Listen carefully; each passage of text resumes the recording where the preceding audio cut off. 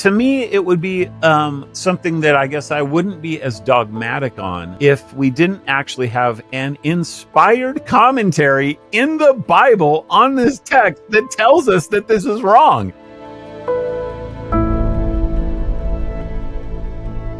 When I first found out about this, I couldn't believe it. I was just dumbstruck.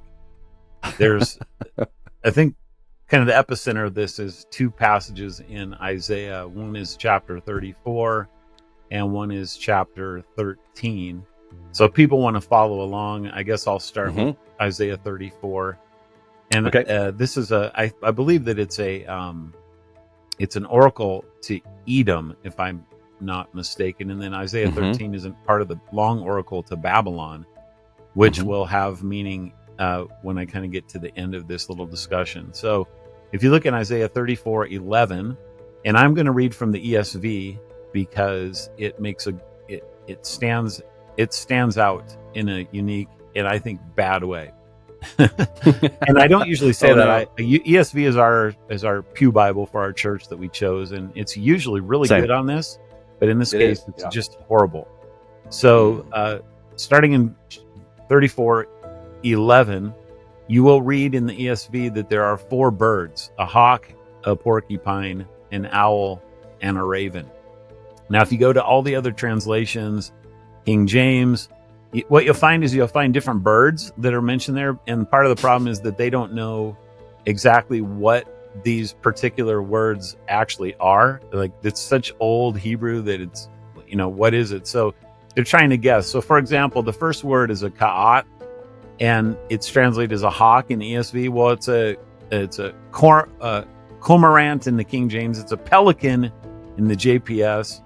Pelican. And it's like, well, what? It's just called birds in the Septuagint. So, like, what is it?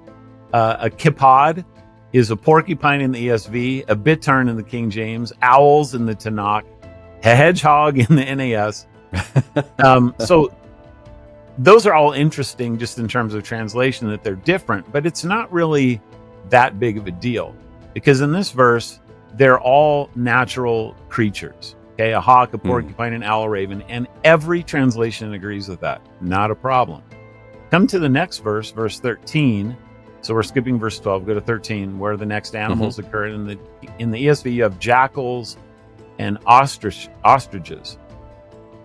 Okay, ostriches isn't a problem. That's actually translated exactly the same in almost all except for the King James, which has an owl, which is interesting because it gives two different words for an owl, the King James, but it only gives one English word between those two verses.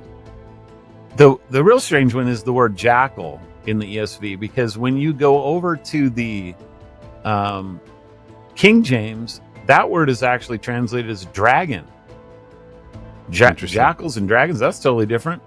The Targums have jackals, but the Latin Vulgate has dragons, and the Septuagint has, one of the Septuagint English translations has monsters, but the Septuagint itself has a siren. Okay, so that's interesting. That's kind of weird. Let's go to the next verse, which is verse 14, continuing in the ESV. Again, it's all natural animals, wild animals, hyenas, wild goat, night bird. And then we'll go ahead and cap it off with verse 15, owl and hawk. So in the ESV, you have 1, 2, 3, 4, 5, 6, 7, 8, 9, 10, 11, 12 animals. They're all natural animals. We've just seen that one of them in verse 13 is kind of interesting, but now let's go to some of these in verse 14. So actually, verse 15 is like verse 11. There's no problem. They're all natural animals in all the translations. But verse 14 is, It's crazy, because when you go to the Vulgate, you have demons, monsters, hairy ones, and vampires. In the Targum, you have two of them are demons and night hags. You go to one of the Jewish translations, and they have satyrs and night monsters. You go to another one of those, and you have goat demons and the Lilith. So actually, the last one of these, the night bird, is actually the Hebrew word Lilith. And Lilith, I mentioned last time, the dictionary of deities and demons in the Bible. It's a fun read. You don't just sit down and read it, but just read the entries. And the Lilith is actually a monster, almost like a god, but she's very demonic. And she was believed everywhere to have been a kind of a personal kind of a demon, a woman creature who steals babies in the night. She's not a good thing. So to translate that as vampires is interesting. The Septuagint translates these in the Greek as daemonion for one of them, and onokentaros, or a satyr, in another one. This is kind of where we get the word a donkey centaur. That's weird. Okay, so let's go down to this other one, which is a parallel.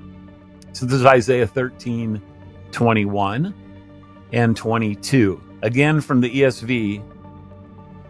And again, this is to Babylon. This one is the oracle to Babylon, which will make sense in a minute. ESV has wild animals, hyenas, ostriches, wild goats, hyenas, and jackals. So across the board between these two passages, the ESV is literally the only translation I know of that takes an only natural view of every animal in it. Every other translation has at least something that is weird. So, for example, some of these are called dragons, howling creatures, demons, hairy ones, satyrs, dragons, howlings, monsters, devils. I mean, those are all various translations that you get of these words. And so the question becomes, what's going on here? Okay, so think about what the ESV is doing in giving a natural translation. It's assuming something when it comes to it, rather than translating a word like some of these, like Lilith. I don't see any justification whatsoever for translating that as anything other than the Lilith, which is actually a known monster in the ancient world. Right. But they do it, and it's because they're they put a note on it. What's up?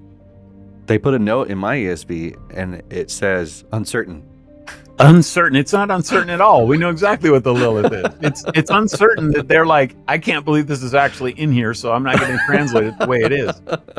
So it to me, it would be something that I guess I wouldn't be as dogmatic on if we didn't actually have an inspired commentary in the Bible on this text that tells us that this is wrong.